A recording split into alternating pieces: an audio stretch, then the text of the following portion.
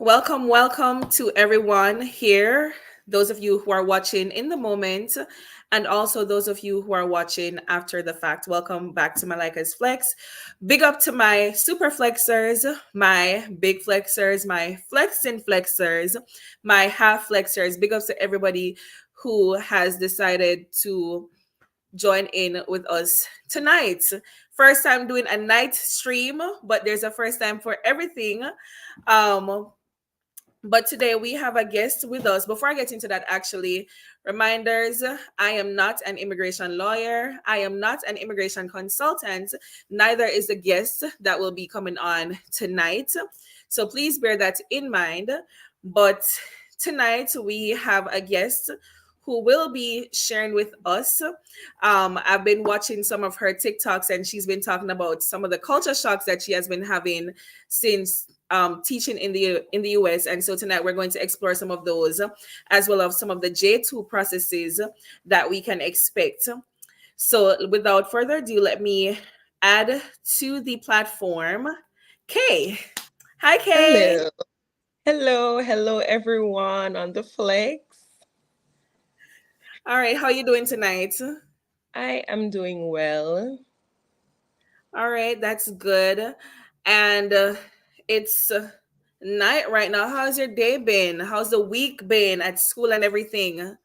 It's been a good week. Um, yeah, we've been testing this week, 2 times this week, so the workload was a little bit light this week. Nice, nice. Yeah. All right, Kay, thank you for being here with us. The flexers are, some of our flexers are here watching. I want you to introduce yourself, though, for those who do not know you or anything like that. So go ahead and tell us a little bit about yourself. All right, so I must say thank you so much for having me on the Flex. It is really an honor and a privilege. I'm humbled. Um, I am very grateful to be here tonight. Well, my name is Caprisa, affectionately called Kay. I am Jamaican. I am a mom, a wife, and a teacher. Simply put, that's me. Okay. Nice to meet you, Kay, wife, Yeah, mom, teacher. thank you. So the question that I always start with for everybody or for anyone who comes onto this platform is why? Why did you decide to pack up your things and leave good Jamaica, the place where everyone wants to go and vacay? Why did you decide to leave the vacation hotspot? Well, to be honest, it was it was more of an opportunity. My husband and I decided that we really wanted to, to see what it was like to live somewhere different, to have a different experience. And we well, one of my coworkers at the time, she left. And, I would talk to her every now and again, and she would encourage me. She would say, "You're not coming up on the program, you're young, your husband, you guys are young, you guys, it's an opportunity that you guys really could really make use of." And I was like, what, let me put some thought into it.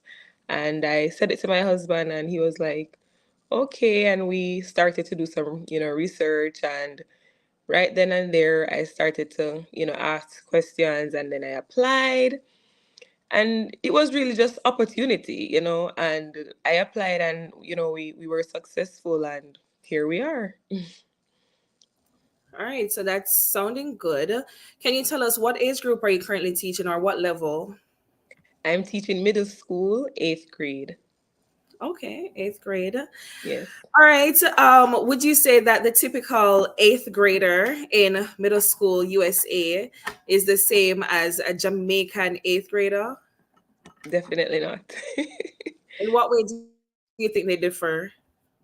Well, firstly, I think the level of maturity, for one, is a shocker for me.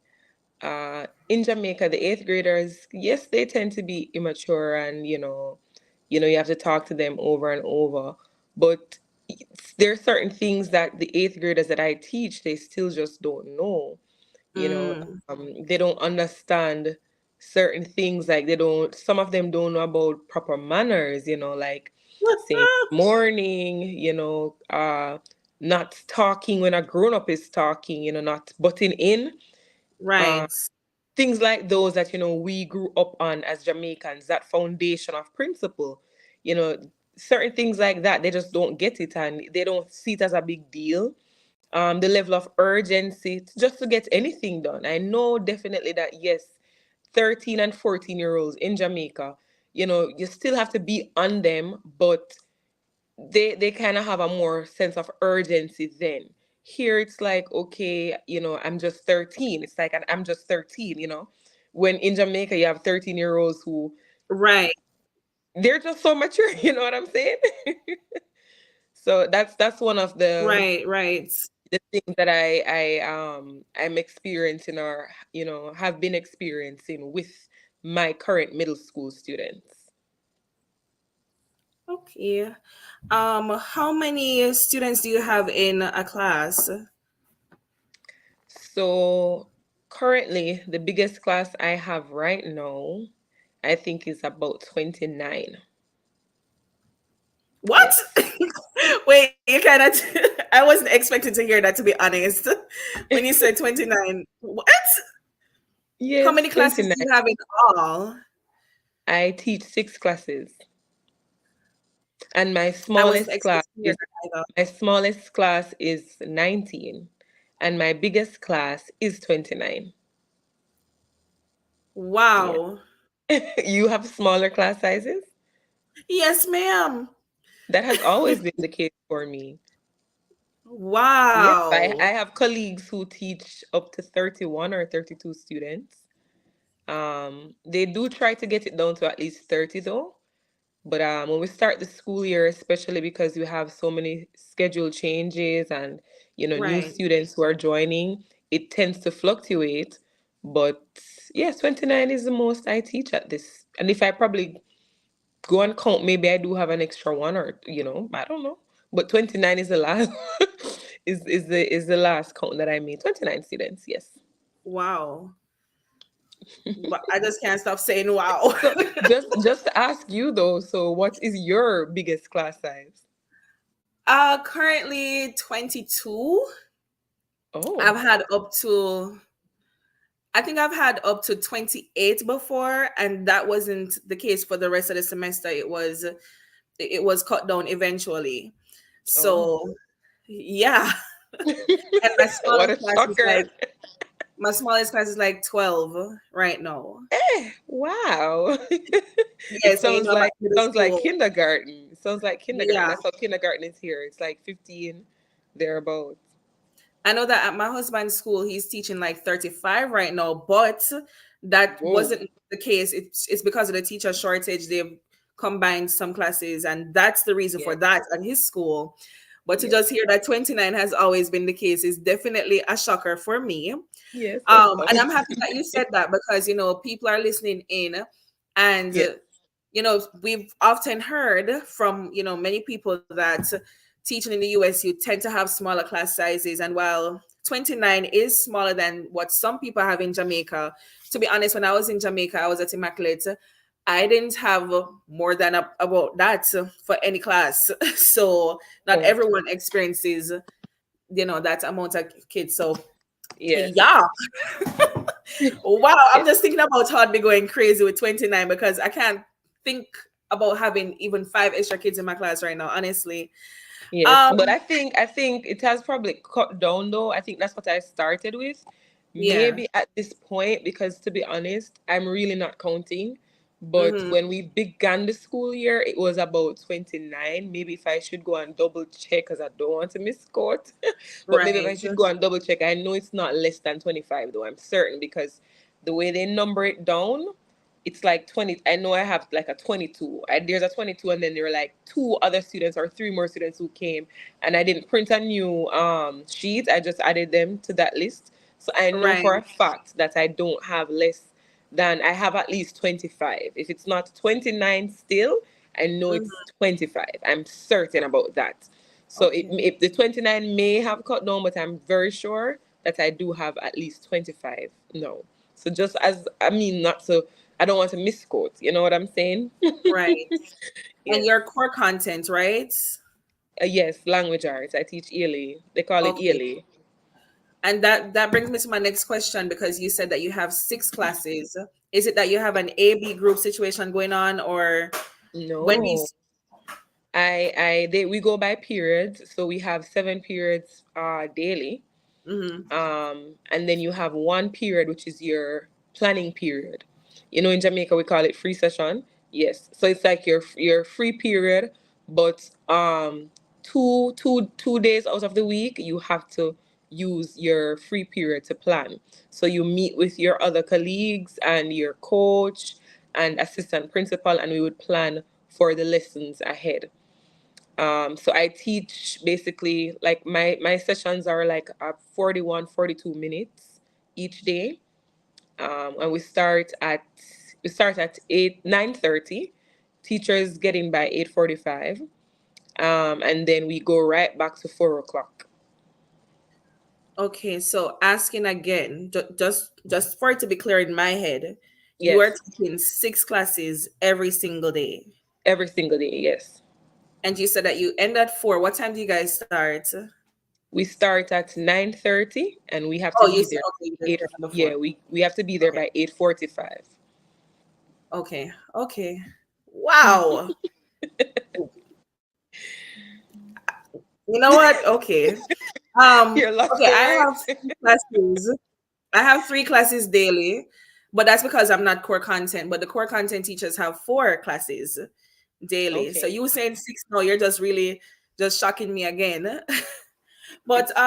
how has that been for you? Because I know that teachers are complaining. Some teachers are complaining that they don't have the time to use the restroom or anything like that. What has that been like for you managing the time with 6 classes? To be honest, it has been very challenging. I feel like I'm working a 9 to 5. I don't feel like I'm teaching per se. Now that I'm kind Yeah. of more in the system, I'm used to it. But initially it just felt like a drag. I would be up from like 7, and then I'd have to get to work by 8:45, and then I have all those classes, and then there's no time in between to use the restrooms. The students have 4 minutes to get to class, and as soon Mm-hmm. as you open the door, you have students probably like from another class, from the class next door, or the class before in front of your class or whatever, and they're just ready to come in. Some of the times I have to say, all right, just give me a minute, I'm going to the restroom, just line up right there for me. They're like ready, like as the door opens for the other students to come out, here they are bursting to come in. So sometimes I'll find that as I'm saying to the students, all right, it's time to go, let's pack up. They're heading out, and as soon as they're heading out, you have a next set coming in. So sometimes I'm like, I need to use the restroom, just give me a second, I need to use the restroom. You understand? I remember even on Right. Friday, um, I wanted to use the restroom so bad. And I said it to one of my students, and she said, "Why don't you go and use the restroom, miss?" And I said, "No, it's fine." And I said, "You know what? Probably I need to call somebody from the office because I really want to go to the bathroom badly." And I don't Mm-hmm. remember what happened, but I ended up holding it. And then in the last class period, which was the seventh period, I said I saw the students coming in as I explained, and I said, "Listen, I have to use the restroom, as you can't leave them unsupervised." So I had to lock the door behind me, run to the bathroom, and hurry up and come back. And by the time I'm finished using the bathroom, you hear the bell ring, and then when you look, everybody's clearing up, and everybody's just looking like, where is she? I want to go inside. All the other students are going inside. I mean, it's just like, I can't even have a chance. Like, you know, I'm trying to use the restroom, but I'm like trying to rush and hurry. Just Wow. At your school, do you have to eat with your children as well? no, I don't have to eat with them. I don't do any lunch duties at all. So who is normally in the cafeteria supervising? Is it the connections teachers, or who's in Um, there? Most of the coaches, from what I've seen, the coaches, deans, and then they have like some persons who are just like on cafeteria duty. Wow, I feel like the some persons that you're talking about are the connections teachers, because as a fellow connections teacher, I feel like you're calling us some persons. I really don't know if it's connection teachers, but when I go there, I normally see the dean, I normally see coaches, I do see some other persons. What we do is we walk them to Right. lunch to the cafeteria, but I don't necessarily see teachers staying. So we have to walk them to the cafeteria every single day, but I don't see teachers staying. I'm always seeing the dean, I'm always seeing the coach. I don't know if they're connection teachers. Matter of fact, what are connection teachers? Spanish, music, business, any subject outside of the core content.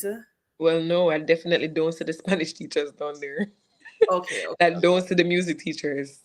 Can't even remember seeing them at the cafeteria. okay. And then another thing is that the lunch timing is different for everyone because you have sixth grade lunch, seventh grade Well, lunch, eighth grade lunch. So right. probably I would necessarily see them if they were with their other students. Okay, got it. Got it. Yeah.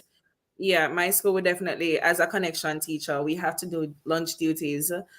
And the teachers have to sit with the students. But at my school is because of the behavior. So I'm going to assume that the behavior at your school is really nice for you guys to not have to sit and eat with your students. I wouldn't say the behavior is nice, to be honest, but there is some form of organization from what I have observed. Um, the way the students eat lunch, everybody doesn't get up all at once. They sit in a certain way that they know when it's their time to eat. So you see, it's like offering, you know. Mhm, At church, you see the usher come, and then the usher would go like this, and those set of students would go at different times. So I just think mhm. that they're very organized. There have been fights, but I wouldn't say it's anything too out of control, but I wouldn't say their behavior is the best. Because there Right. have been fights. I've heard of fights many times when the students come up, Miss, you should have seen what happened. There's a, so and so, Miss. Oh, Miss. So I am not gonna say it's scratch free, but I do think they have some level of organization when it comes on to the cafeteria that I think is working for them. Okay. Yeah. All right. How would you say, how receptive are your students to you as an international teacher? Do Um, they respect you any differently, or show less respect rather for you as an international teacher? Do they find it cool? Do they think you are less than a teacher because you're international? Like, how receptive are they towards you? Well, I'm gonna touch on that last point. But if I should be honest, they have been very fascinated with the fact that I am an international teacher. Uh-huh. Especially when I say I'm Jamaican. Here comes the B bad word. I mean, Yes. here comes, a lot of different things that they keep saying, and they just sound so, silly. They Right. actually are very fascinated. They ask me a lot of questions. So there, it's more fascination than them trying to undermine my position. Right. However, I must say that I've had maybe one or two students who have said why did you come here? Like, don't they have enough jobs in Jamaica? Ooh, Like I those got students, you. yes, like those students who probably they don't like how strict I am, and they Right. don't appreciate the fact that I am trying to, uphold discipline in the classroom or try to have a level of classroom control or classroom management. Right. So those students know when I'm kind of getting on them now, they will try to, throw that back at me. Like, oh, Mm-hmm. didn't they have enough jobs in Jamaica? Why are you here? So I've had Mm-hmm. maybe that experience maybe once or twice. Yeah. Your student has asked me that. And I'd say yes, they had enough jobs, but I'm here to share my culture and all of that. And I kind of tend Mm-hmm. not to go back and forth with students Oh, don't do because it. yes, because I realize that it's a battle. They think that you and them basically, as what I say, a size, and so they'll just keep going and going and going and going, and so I tend Mm-hmm. not to be back And and they forth. will win. And they will Yes, win. of course, they And they will will win. win, and they'll have an audience behind them. So Yes. I always, whenever they come with their little facetious comments, I will just kind of level them down and just say, well, yes, I kind of answer very professional. Well, yes, they did have jobs, a lot of jobs in Jamaica, but I chose to be here, and I'm waiting now for them to say something else. and then you just hear them like, say something under their breath, and that's it. But I've had that experience maybe twice. But that's for the minority. The majority of the students are very fascinated with the fact that I am Jamaican. Right. They seem to love that I'm Jamaican. Okay. All right, that's great. How is teaching in the US different from teaching in Jamaica, aside from, the students and that part of it, in terms of maybe lesson planning, resources, different things? How is it different? It is extremely different. One of the things that I wrote down because I wasn't sure, where the questions were going in terms of like, so I wrote down a pointer.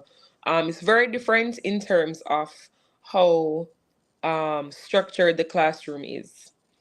I am all for structure and I love structure, but back home in Jamaica, we were able to be, you know, we were freer, if I should say, in the classroom.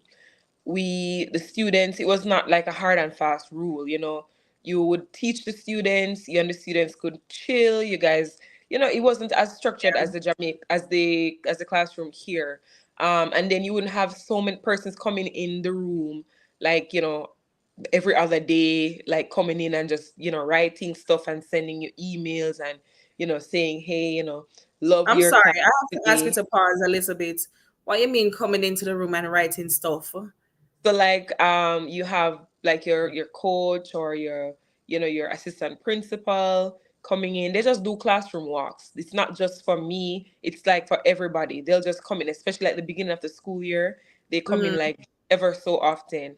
And when they okay. come in, they will observe and then they'll write little comments in email saying very good lesson.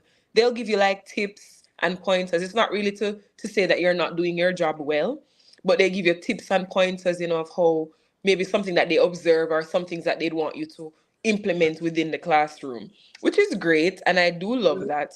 But for somebody who is, especially if a teacher is just like a new teacher, somebody who's just starting the profession, that would be kind of discouraging for them.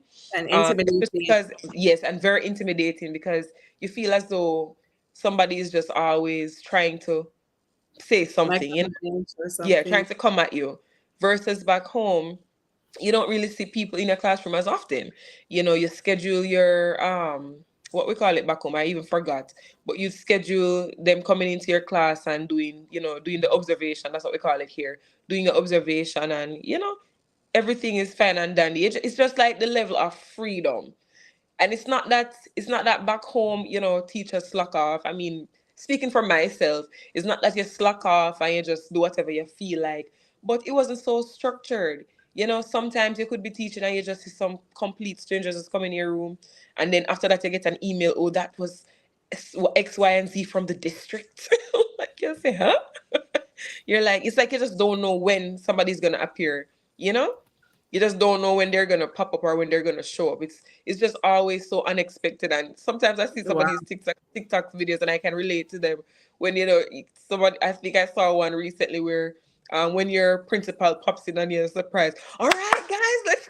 Teacher was like, she wasn't on such a structure that day, and they walk in and she have to just kind of do a 360 turn because it's like that. It gives you anxiety and panic attacks because you just never know when they're gonna come. But I'm kind of used to it now.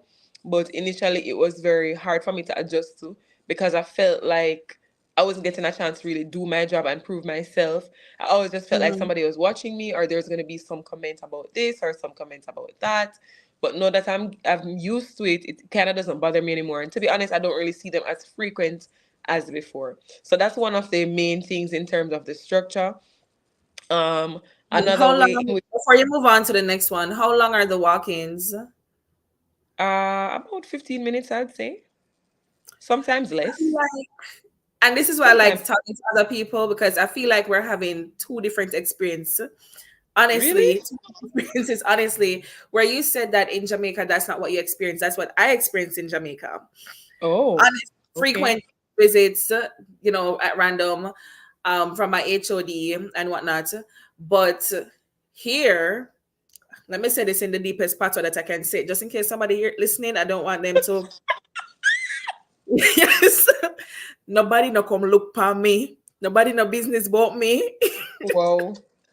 I'm sorry for Okay. the people listening that don't speak patois. Sorry, I just had to say that part in patois. Mm-mm. Nah, definitely not. Definitely not. I used to be, or we all are used to being visited very frequently. But your Very school's definitely it sounds very organized based on what you have Yes, described and thus far. yes, and I think another thing too is that my test is very big. Not my test, my school sorry is very big on test scores. And Mm-hmm. so we have our exam, our state exams, and so we're very concerned on growth. One of the things I can really say though is that my school is very student centered, very Mm. student centered.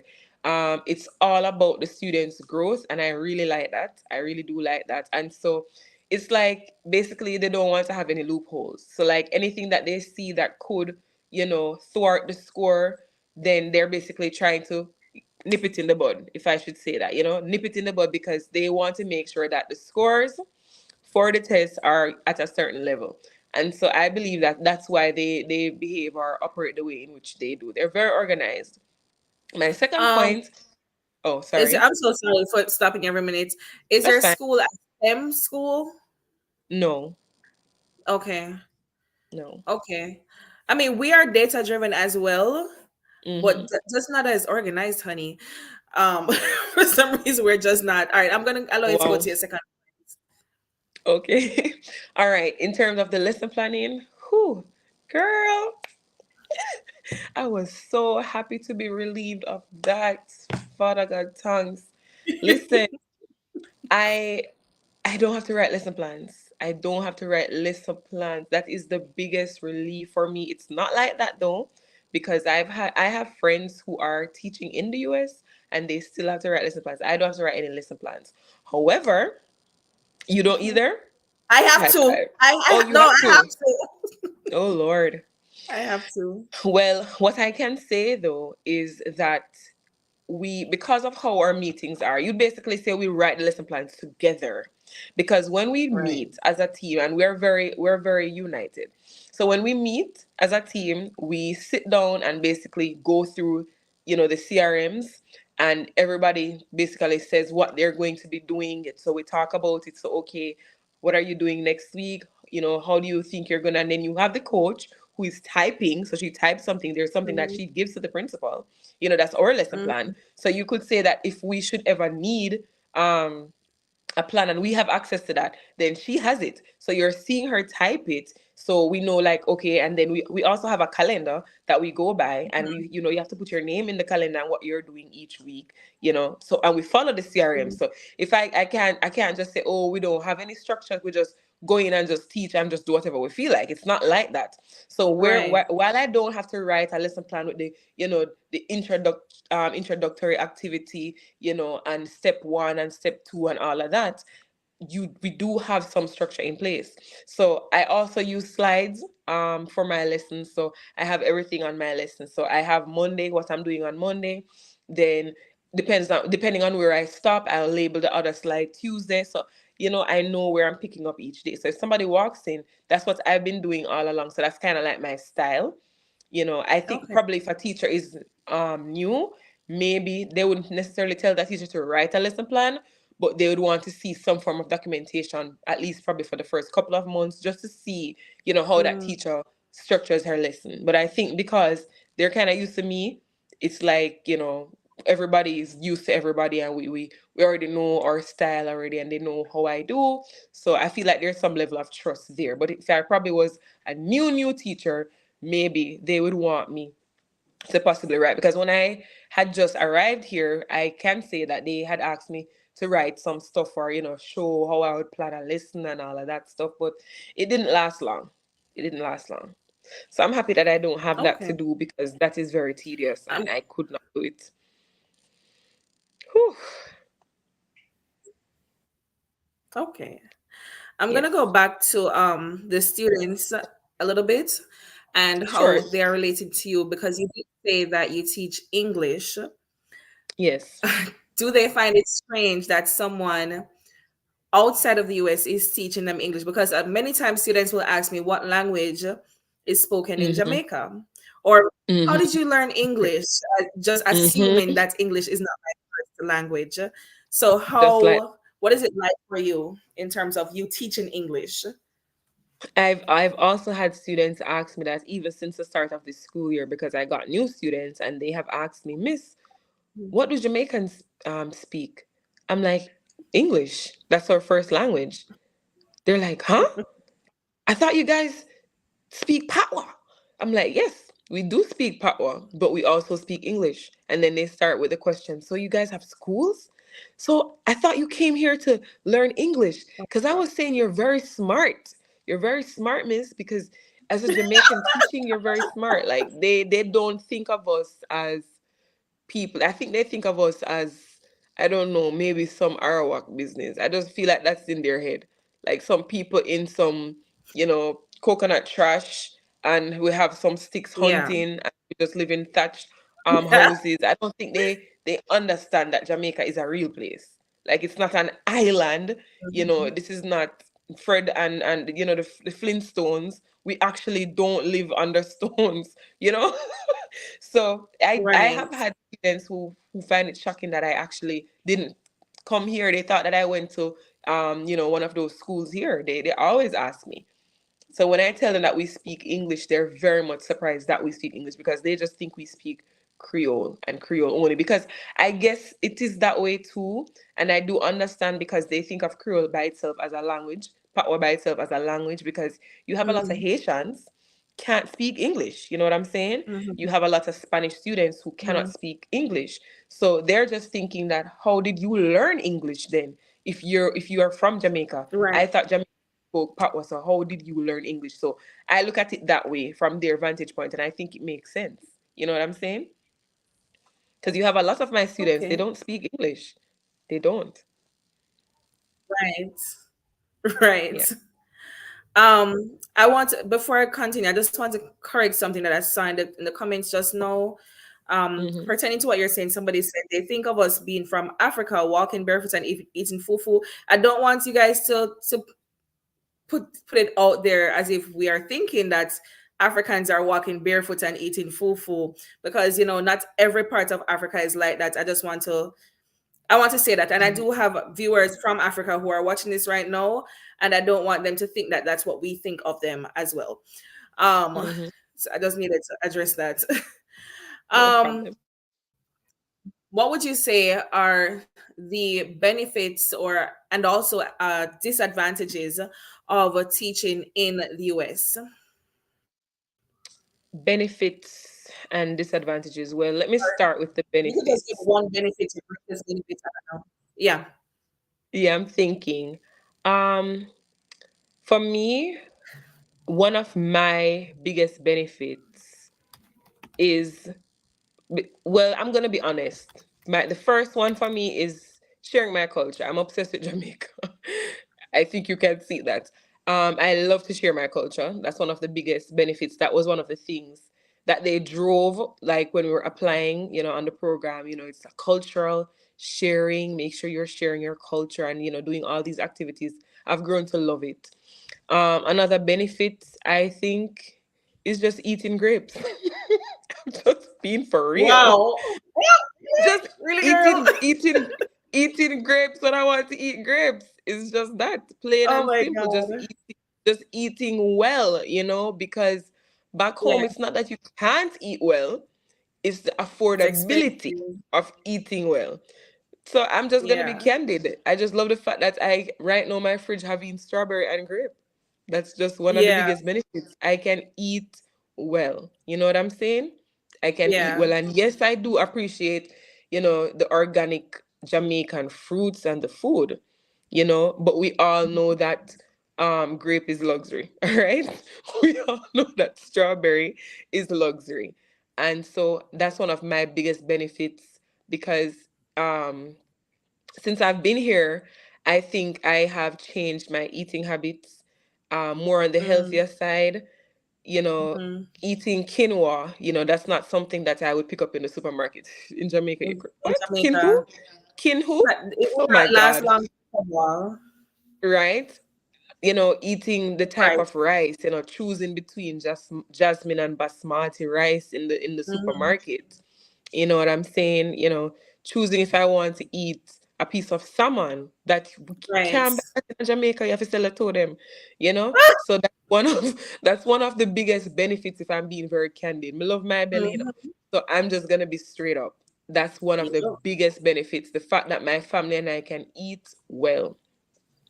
Can And eat I like well. that you brought that up because even teachers sometimes would ask me, "Why did you leave your country to come here? I don't see myself leaving my country to go somewhere else." And I'm Mm-hmm. like, "I don't understand you. You were born here. You don't understand what other people are going through, Yeah. and you guys cry that you're broke all day, every day, and you don't realize that Jamaicans and other people are coming here and maximizing on what you think is not enough. We think Yes. this is wonderful. This is great." Wonderful.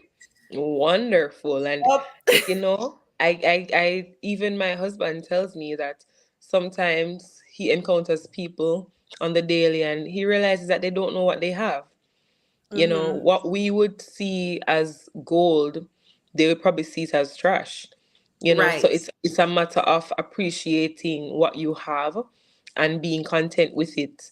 Um I just feel like Americans are born into the system and so they're just used to it. And you can't Mm-hmm. really blame them because if you're born into something and you're used to it, then it's just going to be like nothing to Yeah. you.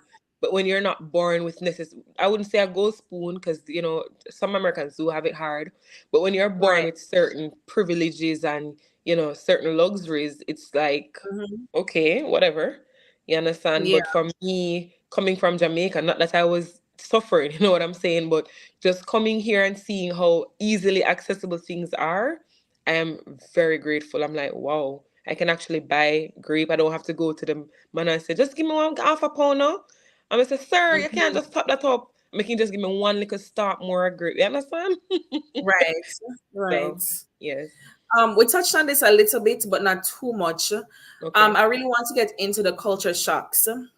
yes. Um, what would you say have been your biggest culture shocks since teaching or living in the US that you could share with us? I Okay. All right. I wrote down a few of them. Let me just see which one of them would probably be the biggest one. mean, you can share as many as you want to. Okay. All right. And then I'll probably just zoom in on one of them. All right. So Okay. I have that students are very dependent on the teacher. Students don't take notes. When it comes on to exam, students, they have a don't care attitude. They don't have a phobia for exam. I am more nervous than they are as the teacher. Students don't do homework. Right. Yeah, they don't do homework. The class is very structured. It's not a relaxed vibe as Jamaica. Greetings, it's like saying greeting is not something that, students do. Some Mm-hmm. parents are very easygoing, very nonchalant, and, not strict and Mm-hmm. paperwork load. That's what I wrote down. Those are the eight that Mm-hmm. I wrote down. But if I should zoom in on one of them, I'm really gonna talk about the dependency because Mm-hmm. to date, that still bothers me. Um, Mm. because all right, so I am the type of person who I love a fun lesson. So even though the classroom is very structured, I still try to inject my personality within the classroom. So even though the classroom's structured, you're gonna see me coming out of the classroom. You understand what I'm That's true. saying? So I still try to make the classroom fun. And I know the students have told me they don't have that level of energy because most of the time they're always talking about, Miss, your energy, your fun, you're this, you're that, you're that. And I'm saying if you have a teacher, not to brag, but if you have a teacher who is so fun, as you would put it, and energetic, and I'm trying to, you know, help you to learn something, why are you still so dependent? Like why can't you now take initiative and say, oh man, her vibe is just good. Let me just do my work. You know what I'm saying? Because Right. one of the things I know about the students in Jamaica, see if them love you. Oh God, man. They They're come and gonna they do take anything they're for gonna you. do anything for you. They'll come to your class. Miss, you want me to bring your book? Miss, let me write on the board. Miss, let me mark this Mm-hmm. file. Miss, let me help you. It goes as far as to you and the students even having a relationship outside of the classroom, not Mm-hmm. an inappropriate Right. relationship. You Yes, know you what know I'm what I saying? mean. But you Yeah. and the student, you can invite them to even church. Yep. If you're doing something, you can say, I'm going here Saturday, or you know what I'm saying, and the parents will Yep. even entrust the child with you.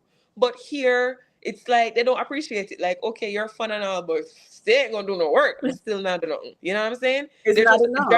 they just dry eye with it. So like, so that's one of the biggest, still one of the biggest shockers for me. I'm here and I'm Hmm. teaching my lesson, and I will explain 50 million times. I kid you not. I am not exaggerating. I will say to them, type the underlined words from the screen on your computer. Simple Hmm. put. It's nothing, it's nothing extra, it's nothing hard, Extravagance. nothing like that. And you will have a few who will do it. You'll have a few who will stare into space. You'll have a few who will ask me again, what am I supposed to Mhm. do?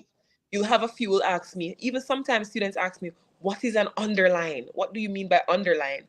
I've had students who don't know what underline is. Believe me when I tell you that. You understand what I'm saying? So it's like I don't necessarily me not appreciate that. Like it's just, for me it dampens me then, because I'm coming with my, my bubbly self, and I'm bringing my energy to the class, and then I just put out all this effort. Not all the students though, I put out all this effort, and then it's just Right. like, yeah, well, you kill up yourself, mama. Sister, we're not doing nothing in here. You understand what I'm saying? That's the vibe I'm getting. Like, okay, thank you for a fun class. You know what I'm saying? I just feel like they just throw something, like they just throw tomatoes at me. Like, okay, great.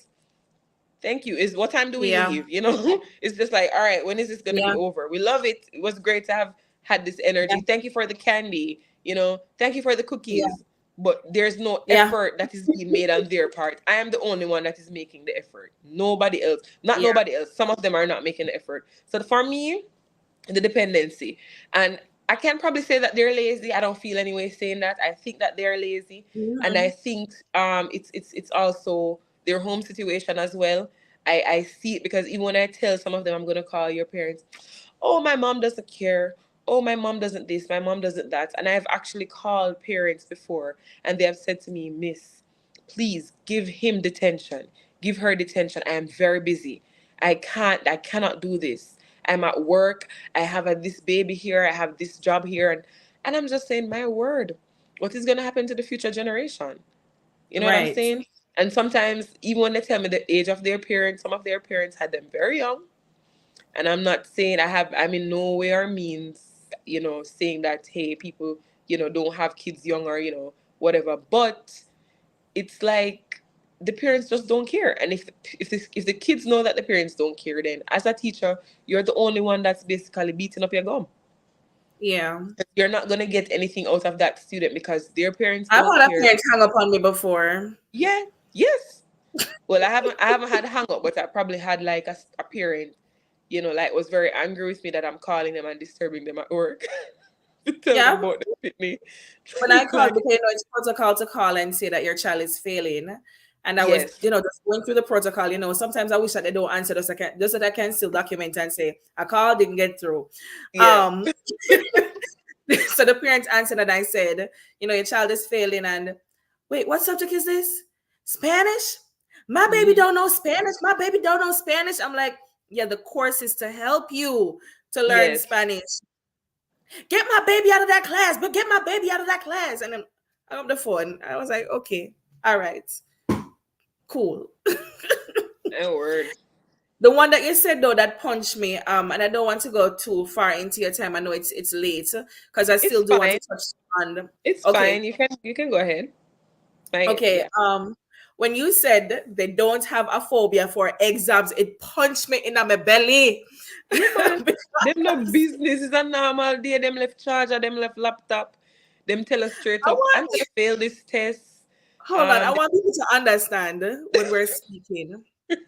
Guys, you guys know that in Jamaica, for those of you who aren't from Jamaica, in Jamaica, and I guess schools around the world, in Jamaica, we do exams, end of year exams, end of term exams, and even C-Sec and those external examinations. And when it is exam time, I'm not talking about class test. I'm talking about big exam when These scores are very important. The students, they are so quiet. If the pencil falls from if a pencil falls from a student, they're so scared to pick it up because they don't want you to think that they're trying to cheat or something. They raise their hand and say, may I pick up this pencil or something.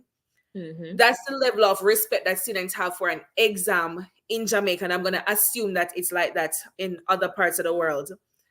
But when she said that they do not have a phobia for Mm-mm. exams, and even in Jamaica, the students, they're studying up to the time of the Yep. exam. Before the exam, you see them still with their books and they pray. Miss, can Yep. we see a prayer before the exam? Yes, man. They want you to Here, pray for them. here it is so different. Like my husband to this day speaks about his experience because he started the year a little bit late and they were doing some map exams, and he was like, the pretty them just a talk. They're just talking, talking, talking during the Mm-hmm. exam. It's another No, day. Nothing of importance. nothing of importance. And they get to do their exams on the computer. It's not like they're writing till their kingdom come like our students. Mm-hmm. Woo. So when you say that, I'm sorry, it just really like I wasn't That's even thinking about that one, but yeah, definitely. that's fine. And because even on a few of those videos I had on TikTok, I had more culture shocks, but I just felt like I punched it enough. I just didn't want to continue Hmm. talking about it. But like those were Yeah. some of the additional culture shocks that I had that I just did not share. But Yeah. that one for me was one of them. Like I'm still up to this day. Hmm. Yeah. And Ruth is saying in the comments, she said exam students click, click, click, click, and finish in 5 minutes. It's true. They don't Five try to get a minutes. good grade. Ooh. 5 minutes. They don't try to get a good grade. And then another thing is, oh, hold on, this is glitching. Anyways, another That's thing is, it's like it is what it is. What I don't like is the negativity. I had to kind of learn to dispel the negativity with the students. Just like overall, like they're gonna take a test, like a class test, and I'm gonna fail this.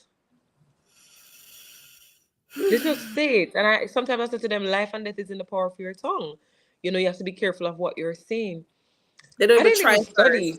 I didn't even study. And they would ask me, what did you say? What did you say was figurative language? Oh God, I should have listened to you. Like they're just so plain with it, the way they say things. They just don't have any remorse sometimes. I'm just like, wow. It's, It's it's, just like it's the urgency. That's just it. The urgency, the level of urgency and the level of care, it's just not there. It's just lacking. Like it is what Mhm. it is. It's just like business as usual. It's another day. Even on Tuesday we administered an exam. Luckily I had my first class period, so they're a little bit more behaved, thank you Jesus. But if it were some other class periods that I had, then I probably would have to just go in with a serious face, because I have to do that. I have to maintain a look to get the Right. students in a certain way. If I'm going too friendly and nice, everybody just, so I just go in, I'm like, let's go. I have to just go in with a little serious look, and it works. You understand? So, Mhm. honestly speaking, they don't have any urgency or care. That's lacking. That's all I can say. It's lacking. Back Right. home, as you said, they're doing CXC or even just a regular test. The room is quiet. You have one or two students. Sometimes we laugh and try to disturb. Yes, but the majority just wants to pass, and they Mhm. feel bad if they don't pass. Some of them Right. here do feel bad, but it's just like, I tried, knowing they That's really didn't try. They didn't try nothing. right. That's They it. didn't try. I'm trying to access the video so I can see some of the comments as well. It keeps glitching. Oh, I mean, you should be able to see it here. If you have your screen in full screen mode, then you won't see it. But if it's Okay. smaller, then you'll be able to see it. Maybe it's the phone. I don't know how it operates on your phone. Okay, let me see. Um, but I Hmm. wanted to get Oh yes, I'm into. seeing it. Okay, I don't want to get too, I don't want to, drag it out too long. But the J2 process, for those of you who are, my regular viewers, I have never actually gone through that process before because my husband and I were both teachers, we're both here as J1 Hmm. holders. So it's a process that I know about just from speaking to my friends, but I've never actually gone through that process before. I wanted you to talk about it because there are many teachers, male or female, who want to come on a J1 visa, but their spouses are very apprehensive about the whole process, Mm-hmm. especially the men more than the female spouses, the male spouses, the husbands, they're very Mm-hmm. afraid of the process. They feel like maybe they won't be able to work. Maybe it'll take a very long time for them to start working. Maybe they won't be able to work in their field, yada, yada, yada. They don't know what to do, how to get started. They're very scared. They're genuinely afraid. So I prefer to hear from the horse's mouth, somebody who has gone through that process before. Um, so let me start with the first question on that, which is, was your husband afraid? Um, well, initially, no, but after doing research and after, asking questions, asking the program different questions, and then seeing, the contract and all of that, it did state that it will take a while for your spouse may not work immediately, and that kind of had us thinking, do you stay Mm-hmm. back and work a little bit more, or do I go by myself and Mm-hmm. start, do we go together? So it kind of had us thinking like what was the best decision at the time. But we decided, you know what, Mm-hmm. let's just go see what it's like and tough it out. So when he came here, he did not get a job immediately.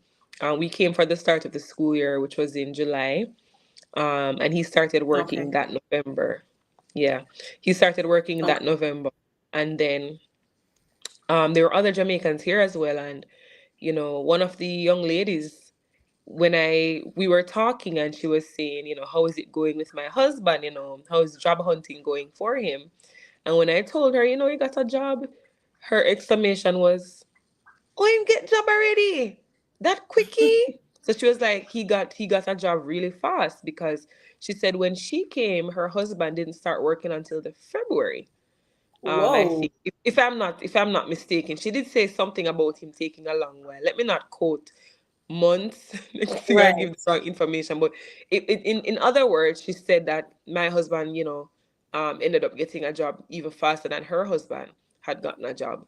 So it is a little wait. So you Mm-hmm. kind of have to really know what you're doing, and budget. I would say if you're gonna come on a program like this, at least start saving. You know what I'm saying? Mm-hmm. Because when you come here, you will get your pay, yes, as a teacher, but at the same time, bills, if you're gonna rent somewhere, a car, there's just so many different things to consider. You understand what I'm saying? You have kids, are they gonna go to daycare? Like, there's just so many things that you have to think about before coming over. So I would say at least give yourself a year to start saving, put down a little stash of money. So to say, all right, so when we come over, even though I will be working, this is the little stash that we can, use until you get something. You understand? You have to kind of Right. put plans in place. We didn't necessarily save, to be honest. We didn't save. We kind of just hold the bull by the heart and just do what we were doing. But persons were very helpful. That's all I can Mm-hmm. say, and a lot of favor from God. Um, One of my coworkers, she was just very helpful. Bringing me home, picking me up for school. Didn't know me; she's an American herself. But another coworker who was Jamaican, and actually one of my teachers back in Jamaica. Oh, cool. I know, right? So she introduced me to her, and from there, a friendship that I can just say is just a long lasting friendship. So people will help. You have people who are on the program who will carpool. So yeah, there are different things. You're not gonna come and be like, Jesus, may I go so far, nothing like that. You'll be fine. So not to scare, but you wanna at least try and plan, especially if you have kids. You wanna make Mm-hmm. sure that you know what you're doing, know know at least your paycheck, because I think you're able, before you sign the contract, you should be able to see how much you're getting paid. And Mm-hmm. you should be able, to see, different places. My program was very helpful in that regard, where they sent me a list of homes near my school, and Mm, so I was able to call a few apartments and ask them, different prices, price ranges, even though they were not able to give me figures, because their thing was always that it's fluctuating, the rent may change tomorrow, so they weren't able to give me a solid figure. But based on what, I saw online, I said, all right, let me just budget, or like just, estimate that this is what it would cost. So I mm-hmm. would say, if you're coming on the program, make sure that you're planning, make sure that you're putting things in place, you're saving, and you'll make it. You'll be fine. It can be challenging if you do have kids, like as I said, but you should be fine. Um, you should be fine. Just know that you have to have a plan in place. Okay, so coming from what you said, when just to clarify, when you said that your husband did not get to work until November, is Mm-hmm. it the job hunting process that you are referring to that delayed that, or is it documentation? Because just for No, people listening, coming with your J2 visa alone isn't enough to no. start working. So what was the delay? Thank you for that question, because I honestly didn't even remember that part of it. The delay was the documentation. Um, you can get your, because they have to get a work permit. You can Okay. get your work permit. You should get your work permit, at least they said up to 6 months. Mm, Yeah, it can take up to 6 months. But mm. a lot of persons, like I said, we receive favor from God, and we were able to get it before the 6 months. So that was it. So he got his in November. We got here July, August, September, October, November. So kind of like a little bit less than 6 months, but that part. So you have to just prepare your mind that, at least 6 months without a job. Hmm. Okay. Yeah. What are some of the things that one needs to acquire in order to get that work permit? Do you remember? Um, well, he needs, I think, driver's license. As in what? As in a license from Jamaica or here? I think it's here. Let me try and Mm, remember what he needed to get the permit. Before we do the driver's license. Yeah, man, I think he needed a driver's license. The driver's okay. license, all your documents from Jamaica, your DS 2019 form, basically everything that you would have from Jamaica to Mm-hmm. get the permit. Yeah, because you have to send that off to the USCIS. So Mm, it was driver's license, uh, it was DS 2019, just about everything from Jamaica, basically all the documents that we took from Jamaica. okay. Yeah. Okay. All right. And with that permit, at what point would he? I don't know if your husband had a social security before, because I know some people come here and work before and whatnot. Um, at what point would you get your social security? Does it come along with the work permit, or how does that work? So yeah, he needed to submit that too. So I think he got that before. Yeah, he Okay. had to submit that as well with the other documentation. He definitely needed to have his social security. Okay. I see Chantal in the comments helping us saying birth certificate, marriage certificate. Yeah, Especially if all the you're a woman, documents. a marriage certificate is definitely necessary. DS 2019 letter. Don't know what letter Yes, that's. everything from Jamaica. No, the DS 2019 is the letter she's referring to. Okay, because I said dot letter. I was wondering. Okay. Yeah. And Ruth was saying that for her husband in November, came after her in November and submitted the paperwork, went back home. His EAD came in January. However, his SSN did not come.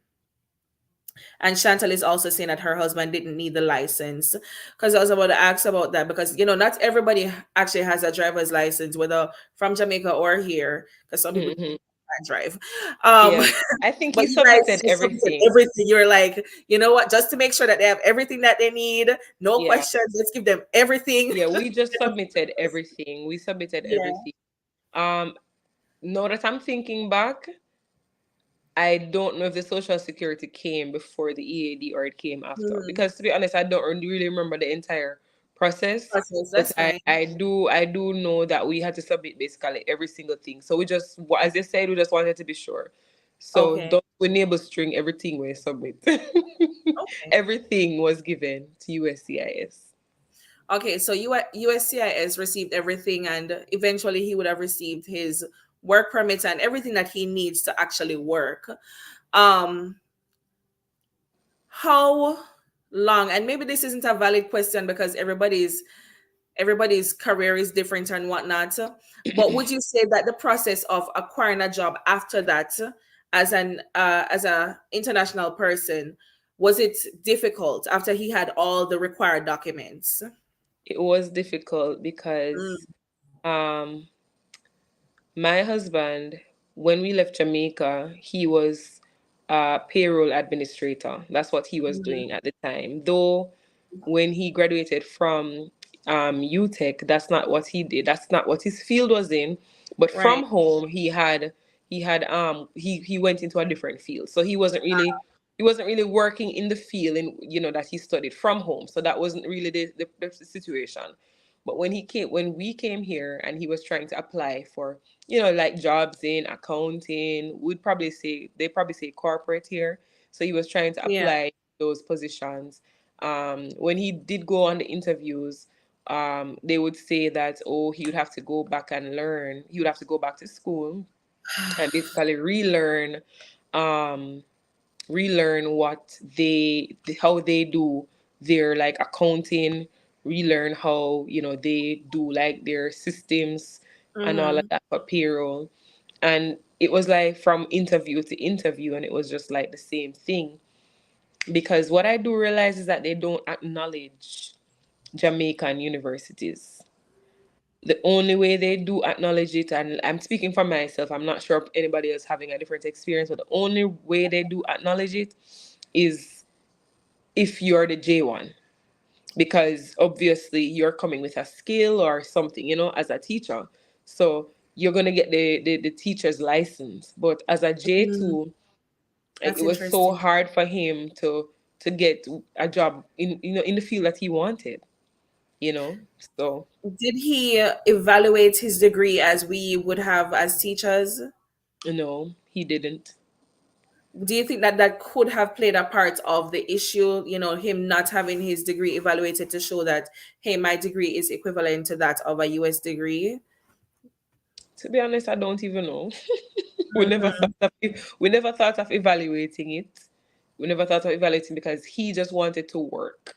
Because Right. he just, at the end of the day, in America, based on what we've always known and based on relatives, a job is a job.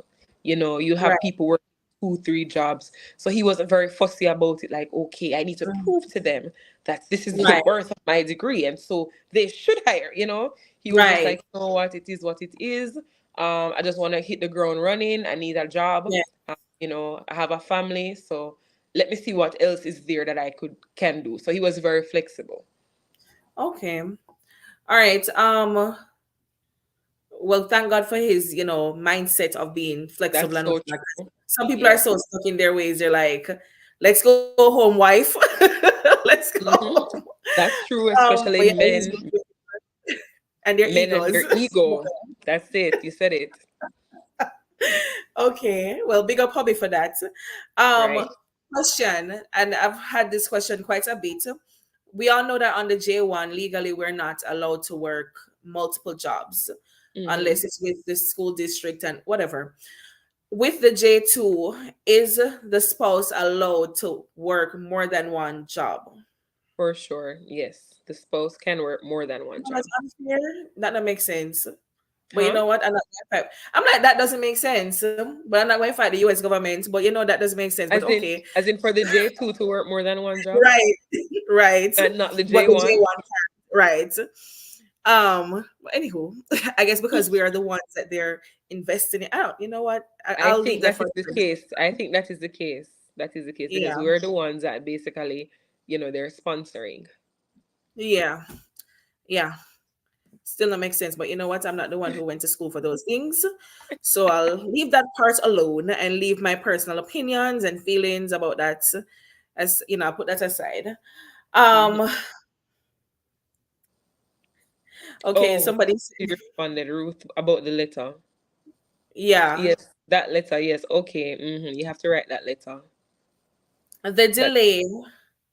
also of his documentation. I have to ask, was this during COVID or no? The delay for what? The for his documentation to come through to work, No, his it work wasn't. boots and all. Okay. No, this wasn't during COVID. Mm-mm. Okay, because I'm just trying to figure out, what could have been the moving parts.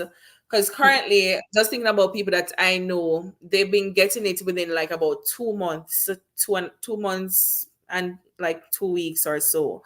So I'm Mm-hmm. just, thinking and thinking, what could have delayed that process. But okay, Yeah. guys, I'm about to wrap up very soon. So at this point in time, if you do have questions for K, please Yes. put them in the comment section at this time. Um, and please know that we do have like 20 seconds delay. StreamYard always has this 20-second delay between, StreamYard and YouTube. So I'm Okay. just waiting a little bit for people to put their questions in because we are about to wrap up. We've been on for over an hour and This it's was nice. very good though. Yes, it was a very good conversation. And like I said, I don't want to be on here for too long because I know that the conversation can go on and on and on. There's so many things that we could discuss. Um, Mm-hmm. but yeah. So ma- So would you say that he is your husband? He's now settled and doing his thing, and you see where it's working for you both as a couple. yes, I definitely would say he's settled, doing his thing, Mm-hmm. and it is working for us. I would say he's comfortable. He seems fine. Yeah. Okay. What advice would you give to teachers who are, planning to come? You already said that you think that they should save, and that's a very intricate part of it, important part of it. But what other advice would you give to any teacher aspiring to teach in the US? My advice to any teacher who is aspiring to teach in the US would be don't think that it's a bed of roses because, oh, it's quote unquote foreign. Mm-hmm. The workload is a turn off. I don't know if I mentioned that in my culture shock, but Okay. the workload is a turn off. Also, getting to understand their CRMs is not easy. Mm-hmm. I'm gonna be, Could you say very what CRM means for those? that is the curriculum basically. Mm-hmm. That is Okay. the curriculum. That's what we call it, the Okay. curriculum.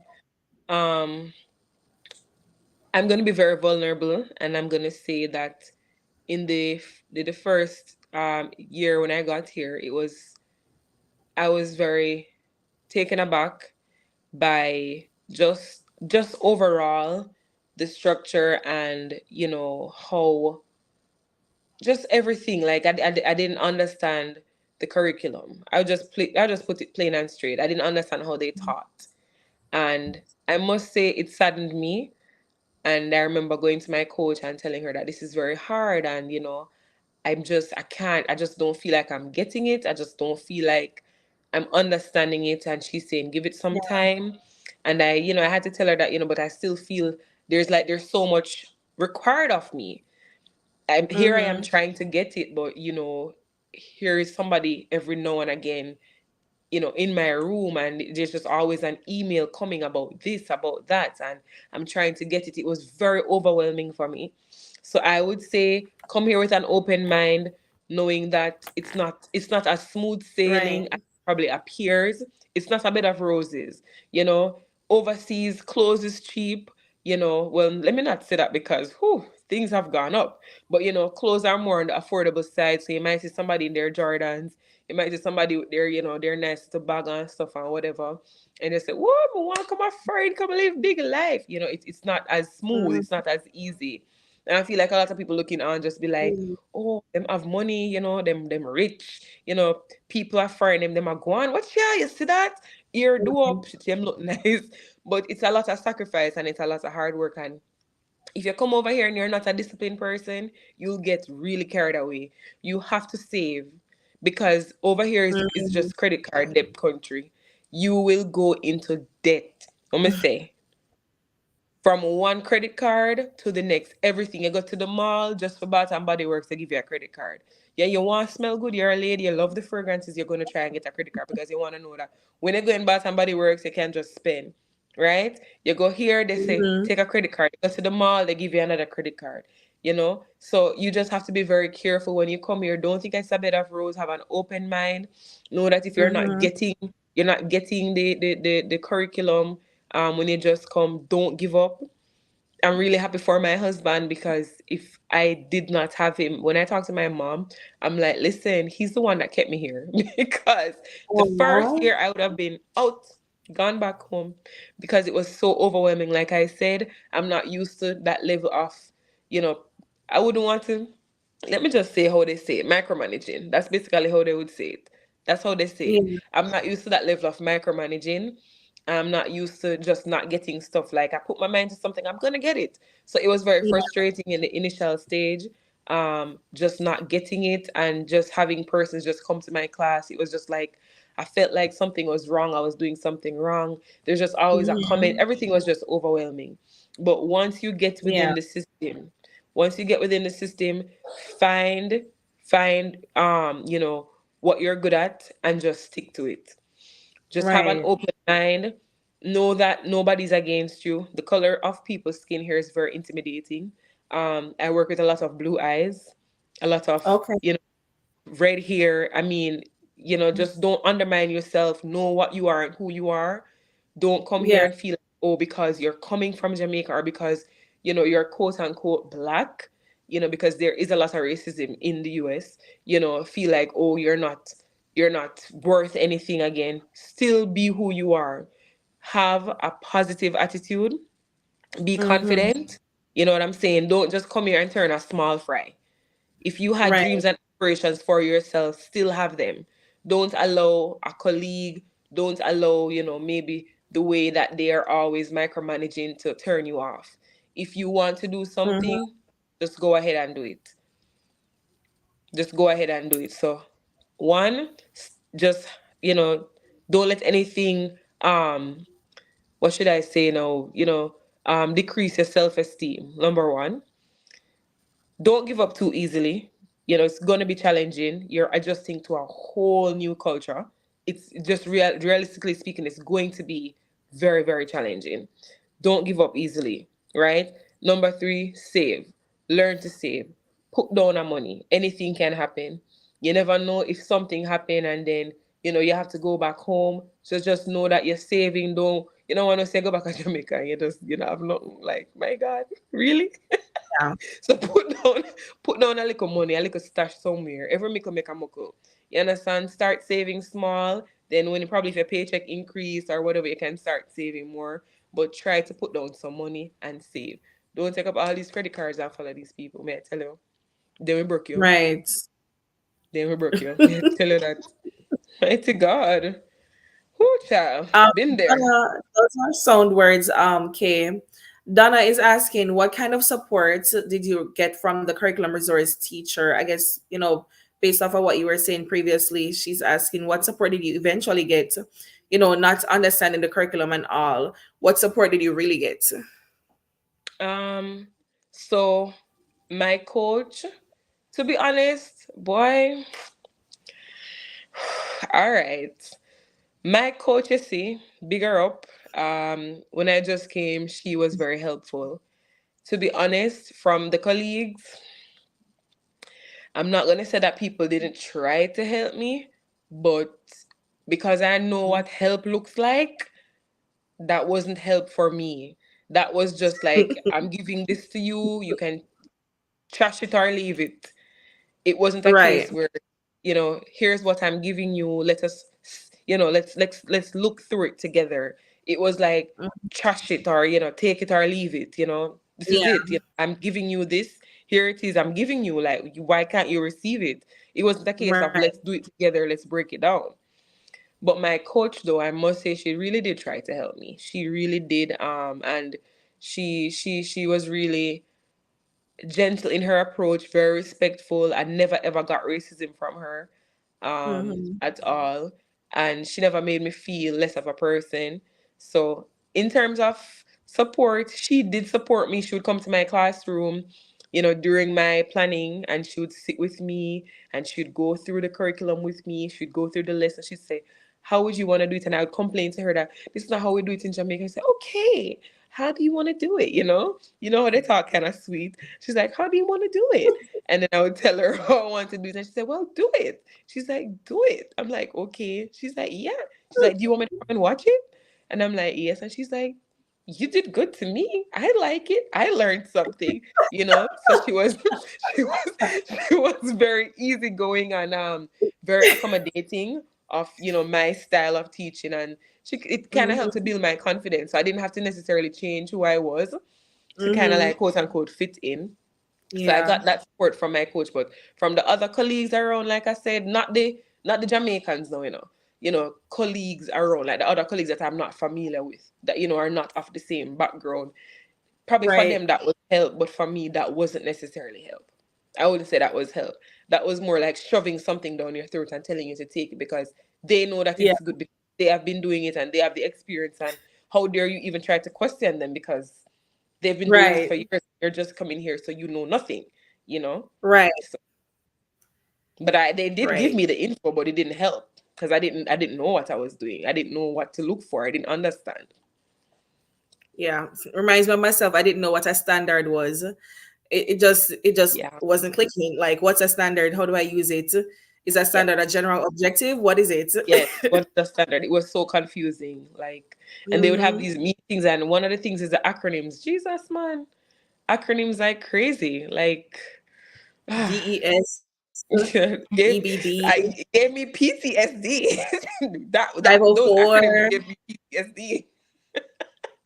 You know, I need to do a I was YouTube video on this. I keep telling myself I'm gonna do it for people coming so that they can be aware before they come. Because trust me, if I knew what EBD was, that fight would not have happened in my class.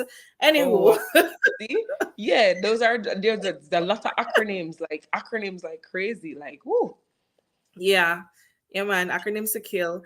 Travel Prophet Mo. Hi Mo. Guys, Travel Prophet Mo, if you guys remember, she was here talking about Japan. So remember guys that you can go on her channel if you want to learn about how you could get to Japan. Travel Prophet Mo is asking, she said, I joined late, but I have a question. Mm-hmm. What was or what is a coping mechanism you use which has helped you immensely living in the US? So what's your coping mechanism? Prayer, finding a church family, finding Mm, a church home, connecting myself to people who are godly, people who mm-hmm, are spiritually minded. Because without God, I could not have continued. Aside from my husband being supportive, I really do love him. He's a very good man. Besides from him being very supportive of me, it's God. Had I probably not been connected to people in church, maybe I would have dealt with things differently, if that should make sense. Like, I don't know if I would be so calm, um, so have such peace of mind, you mm-hmm, know. I feel like sometimes we project, how we're feeling on our students, sometimes even our coworkers, because we're just miserable. You know what I'm saying? And it's like they're the ones that we vent on. But having a church family and going to church and being able to, share and hear the word, and sometimes the word giving you a little rebuke, the word humbling you, that has really immensely helped me. And I'm just gonna be straight up. That really has helped me. Aside from the spiritual, quote unquote, oh, is she goody two shoe Christian? That really has been my coping mechanism. mm-hmm. Really, that is the biggest one for me. Besides from Right. friends and support and talking to each other, leaning on each other, we talk, we vent, we cuss, we talk about all this and that. God, yeah, Amen. yeah. Amen. We're going to end on the note of God. And I want to say thank you so much for sharing with us, Kay. Guys, you can find her on TikTok as your favorite English teacher. Am I correct? Yes. Yes, your favorite English teacher. If you guys want to find her on TikTok, I'm not sure if she's sharing her Instagram. I'm not there yet. Okay, all right, cool. Um, I wasn't sure, but yeah, she's on TikTok, you guys. You can find some more culture shocks, and she's been, showing how some of her students have been reacting to the Jamaican foods. I've been loving those. Yes. Um, so find her on TikTok, your favorite English teacher. And guys, I've pinned to my screen for you guys to see. It's actually the first comment that I made, that if you are an aspiring international teacher, please join our Telegram group. So some of the questions that you guys are asking about EADs and all those things, join the group so that you can ask those very questions, so somebody in the group can help you with the question. Most of the teachers are just like you, wanting to come. Some people have answers that you're looking for. Sometimes I chime in and give my input. So it's a community for those who want to come to the US. You're not there yet, so check the link out. I think later on I'm going to put it in my description box. I didn't get to do that earlier on. But thank you all for watching. If you have not yet liked this video, go ahead and like the video. um you know Thank Kay once more for coming. It was a You're very good most discussion, welcome. and It just was thank you my pleasure. everybody. Yeah. All right, Thank you for and having me. bye. Nice meeting you all. Bye.